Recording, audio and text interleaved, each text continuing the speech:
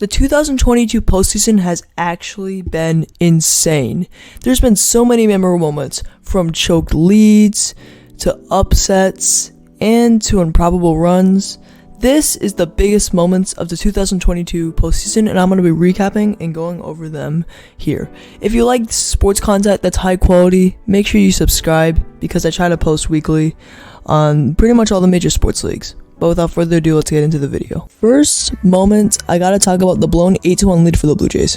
The best type of sports games are, number one, of course, the games that are down to the wire.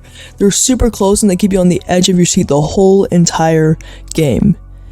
Game 2, walk-offs. It's like when you win on the final play of the game, and it's just an unbelievable thing to witness. Number 3, of course, a game that ends very close, high scoring, but key here, it's a blown lead. This falls into the third category. A blown lead is one of the most fun things to watch, well, unless you're the fan of that team. Look at 28-3, the Falcons still haven't recovered from that. And this game was no exception. This might be one of the biggest chokes in MLB history. The Blue Jays were up 8-1 in the bottom of the 5th. Teoscar Hernandez had hit 2 home runs, and help from guys like Vladimir Guerrero Jr. and Alejandro Kirk have helped them do that. It was game 2 of a 3-game series in the wild card, and the Blue Jays had high expectations going into the year. If they lost this, their season was over, and they had a lot of key players leaving in the offseason. So if they lost this, it was a really big deal. But if they won, they'd have a game 3 in Toronto and a winner-take-all, and the winner would face the mighty Houston Astros. But the Mariners, like they have all season, worked their magic. The bases were loaded, and Carlos Santana, a guy who really wasn't that good, but had an okay regular season with the Mariners, was up. And in the postseason, he revitalized his career. With the bases loaded, he hit a grand slam to make it 8-5. Now, the Blue Jays were worrying, but then they made it 9-5.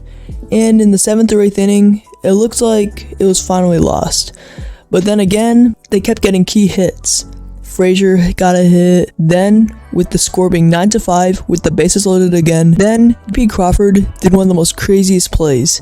He hit a bloop hit to the outfield where Bo Bichette and George Springer were both trying to get it. They ran into each other and collapsed, and there was nobody really near the ball, and it scored 4 runs on the play, having the Mariners tie the game at 9 then. And then the next play, they scored again. After Cal Raleigh, their hero who had sent them to the postseason, hit a double to help them go ahead 10-9. The Blue Jays then wouldn't score, and the Mariners capped off one of the most exciting comebacks in postseason history. This was insane, and it just reinforced how crazy the Mariners season was. This seems like a distant memory because this postseason was so insane. In this next one, it almost as unique, and it was at time a record. This is what I'm talking about. The Guardians versus Rays Game 2. It was again, the Guardians needed to win to advance to the next series to play the Yankees, and the Rays needed to win to force a Game 3. And both teams had not that good offense and good pitching, but oh boy, we would see one of the craziest games and one of the worst games to watch. It was scoreless going into the 7th, scoreless going into the 8th. There was multiple times where there was the bases loaded, and both teams had hit a bases loaded double play to end the inning. Yeah, it was crazy. And then we went to the 10th inning with no score, 11th inning with no score, 13th inning with no score, 14th inning with no score, and then the 15th inning with no score. This was the longest postseason game ever to go scoreless. Ever. That's insane. And every year in a wild card series between two teams, 2 playoff teams have a scoreless inning going to the 15th that was breaking MLB record. And you never knew who would hit the walk-off. There's a lot of bad managerial decisions too, like bringing in Corey Kluber. But the ending made you forget all the horrid baseball you'd watch. The ending was insane. The Cleveland atmosphere was also very good. But Oscar Gonzalez, a guy who we'd not even begin to know the legend of, and who had a really good regular season but wasn't anything special, stepped up to the plate. His walk-up theme, who lives in a pineapple under the sea, SpongeBob SquarePants. Yeah, Oscar Gonzalez hit a walk-off home run that was absolutely launched, and the Cleveland faithful went insane. This was very cool because the Cleveland's one of the most young and exciting teams in the league, and nobody really expected them to go anywhere. And some people didn't even think they deserved to make the playoffs because of how easy the division was. But they proved them wrong and hit a walk-off home run with a very fun team on one of the most craziest games, scoreless into the 15th, on the SpongeBob SquarePants theme. But that was a legendary moment, but not as legendary as the farewell of Yadier Molina and Albert Pujols. There's a lot of players who get send-offs. Some send-offs are good, some are bad. You always want to end your career on a hit, and not all players get. And whenever a player does play their last game, it's one of the most cool and unique things to witness. But we didn't just get one legendary player riding off, we got two. And they both ended on a hit in a playoff game on national TV. We had seen Pujols go insane, magically converting into his prime form, hitting over 700 home runs in his career, surpassing that in a record that we thought that he would for sure not break. It would have been great to see him go out with a win, but still, it's very special to go off into your, because like a lot of this was perfect. The only thing that was bad was that he lost. A lot of it was perfect. He got to get a sent-off with his home crowd, and it was on a base hit, and it was in the playoffs, capping off a marvelous career. I'd say he might even be top 5 of all time. But right after that excitement, we got another one. Yadier Molina also ended his career on a hit. This was insane. It resembled that even though there are tough times and the Cardinals might have got eliminated, that Yadier Molina and Albert Pujols are still winners. They ended their career on a hit, and they got the sent-off with their lovely fans, and Albert Pujols knew that he came home for a reason. We got the Mets losing to the Padres. This is a more lighthearted moment. The 101-win Mets. I don't know, there's not really much 101 teams that have lost in their first round. And against the Padres, a team that had failed, a team that had over a 99% chance to make the playoffs last year and still failed. They got Juan Soto and Josh Bell, and they still failed. This time, though, they were again looking to fail against the 101-win Mets. If they lost, they would not hear the end of it, because they were doing steady all year. Their fans were talking crap. They won the Subway Series, had the lead in the division for 174 games of the year. All they had to do was finish out their last 6 games right. Wrong. The Braves snuck up and they choked. Well, surely they want to get swept. All the Mets had to do to get past, to not have to play the wild card, was to not get swept by the Braves. They got swept by the Braves. Everybody was laughing at them, but then they saw the opponent, the Padres. No way they lose to the Padres. And they're playing at home with Max Scherzer and Jacob deGrom pitching. The Mets, 101 win, destined for greatness, choked at the end of the season, and then lost to the Padres. And no, it wasn't just over quickly. At least the Blue Jays and the Rays, they were done in 2 games. The Mets gave their fans false hope. They won a game against the Padres in Game 2, and it was a Game 3 winner-take-all. The winner got to play the Dodgers. They were so focused on LA, and the 100-win teams would square off, but they lost to the Padres. This was very, very funny. And against Jordan, he eats lefties alive.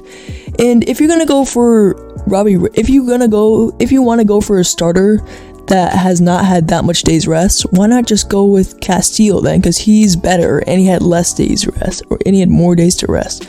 But then Jordan Alvarez hit a walk-off home run. Yeah. That was insane. That was actually, you're going to think I'm lying, the first walk-off home run in history where the team that walked it off had been trailing by multiple runs. Yeah, that's true. The next game for a while, it was 2-0, I'm pretty sure, or 0-0, something like that. And then Jordan Alvarez hit a 3-run bomb. That was all the runs they'd score. I'm pretty sure the final score was 3-1 or 3-2. You have to understand, without Jordan Alvarez, the Astros would be down 2-0. It's crazy just how much of a difference one player can make, and then we'd have it.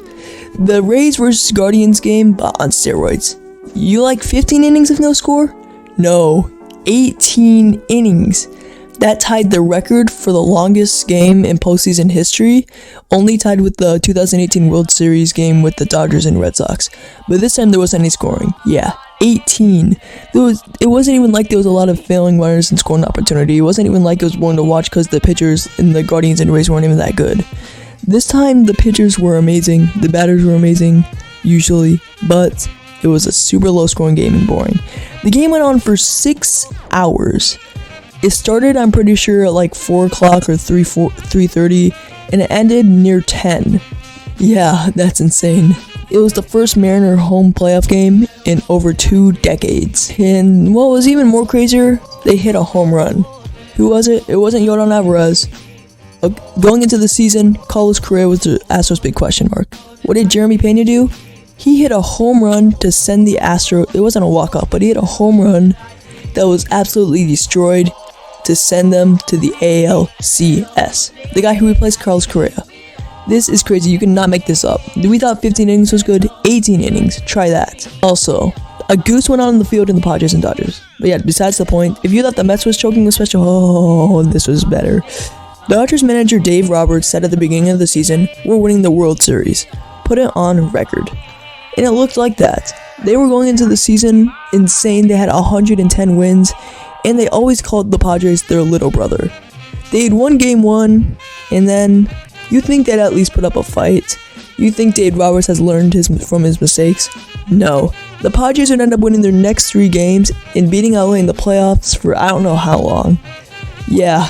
This is one of the craziest things. For a team that's spent the GDP nearly a small country to lose to their team that they always call the Little Brothers in 3 games is actually very, very laughable. And it was the 7th inning where the Padres were down by 3, and it looks like with the Dodgers' unstoppable forces, no way they'd blow a lead. In the 7th inning, they scored 5 runs, the NLCS. This is a series where Kyle Schwarber hit a 488-foot bomb in Petco Park, the longest in the Petco Park's history. And then, magic. The Phillies, who were a 6th seed, 87 wins. They fired their manager. They beat the defending World Series Braves and were about to go up against a Padres team which had just traded for Juan Soto in the trade deadline, and a home crowd that had been very, very frustrated. They were trying to make the World Series for the first time since 2003. Bryce Harper. This was so poetic. Coming into the major leagues, people called him a prodigy, and people were saying he did not live up to his baseball prodigy hype. Here was his chance to say it. He had hit in 4 home runs in that postseason alone. I'm pretty sure it's more.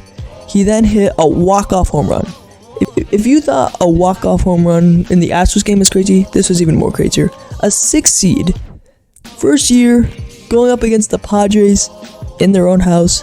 The kid who was on Sports Magazine at the age of like 17, hitting a walk-off home run to send their team to the World Series. You cannot make this stuff up.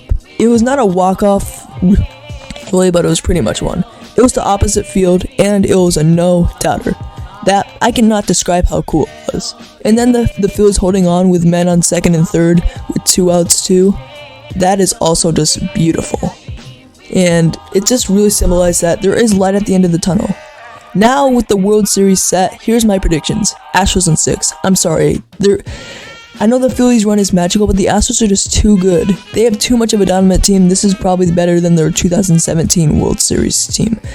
I do think that the Phillies can win when they have Zach Wheeler on the mound, plus if they can squeak another good pitching performance, but I think because the Phillies, when they've had other pitchers that weren't dominant, they've struggled.